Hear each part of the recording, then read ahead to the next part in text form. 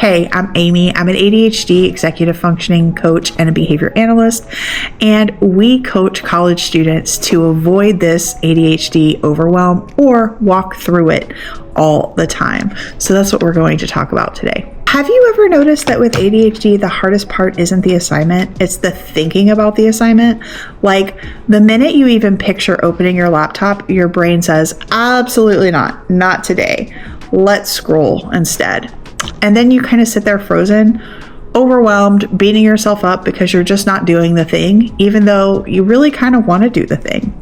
If that feels familiar, today's video is for you. We're talking about anticipatory anxiety and the ADHD shutdown, why your brain hits the brakes before you even begin, what's actually happening beneath the surface, and most importantly, what can you do about it? Because the truth is you're not lazy, you're not a mess, you're not broken. Your brain is having a very real, very predictable response. And once you understand it, everything can change. So what is anticipatory anxiety? Let's start with a simple definition that you can kind of hold in your head. Anticipatory anxiety is the fear about the future experience of a task, not the task itself. It's your brain predicting that this is going to be hard, this is going to take forever, this is going to make me feel stupid, I don't know how to start, I'm already so behind, so why should I even try? Or maybe this is going to be boring. And that prediction becomes so loud that your brain shuts down before you ever even make contact with the real task. This is especially common in ADHD because executive functioning is tied to emotional regulation. Our brains struggle to differentiate discomfort from danger. The unknown feels like a threat, and effort, especially sustained effort, can feel very overwhelming before we even begin. So the anxiety begins before we even actually activate and start that task. The ADHD freeze response is not talked about enough. You've heard fight or flight, but ADHD students don't talk nearly about that freeze. Freeze looks like staring at your laptop but not opening it, feeling mentally foggy or offline, avoiding those emails because your chest gets tight or you get that pit in your stomach, or telling yourself, okay, I'll start in 5 minutes over and over and over again. And you find yourself just like doom scrolling to numb that discomfort or escaping into a game or another task that you don't have anxiety about. This freeze isn't laziness. This freeze is a nervous system response. Your brain is saying, I don't have the resources to handle this, and so I'm just going to shut down to stay safe.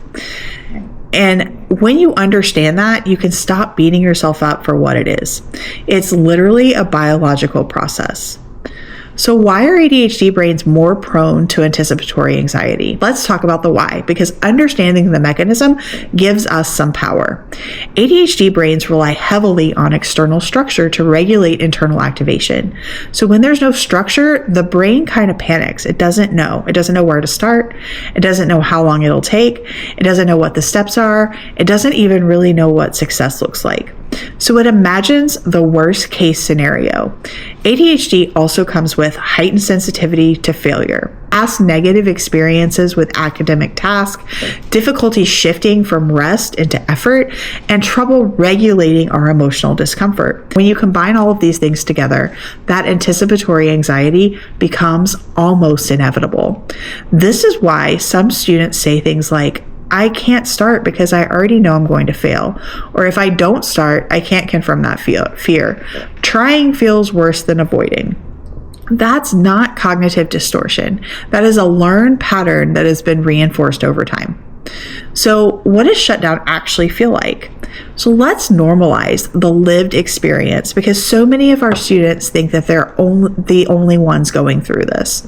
Shutdown can feel like a heaviness in your body, a fogginess in your mind, a sudden urge to clean everything or nap or watch a different movie or play a game or reorganize your apps or scroll or do laundry or do literally anything except for the one thing that you really need to do. It's a sense of I can't even if you want to. And here's the key. Shutdown doesn't respond to pep talks, it doesn't respond to shame, and it doesn't respond to pressure. Those usually actually make it worse. What your brain needs is clarity, safety, structure, activation, and very small, predictable wins. what actually helps? These are behavior analytic, real world solutions. So here's where we shift into the part that gives you hope, the actual tools.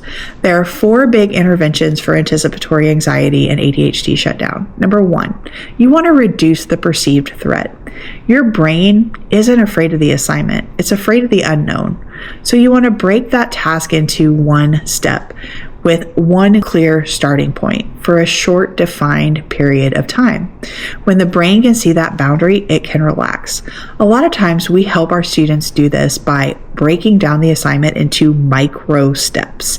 And we calculate, like, I just need you to take this one micro step. Don't even concern yourself with what follows.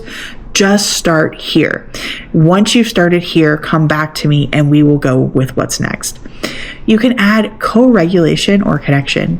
ADHD brains activate in relationship, and body doubling works because your nervous system borrows someone else's steadiness.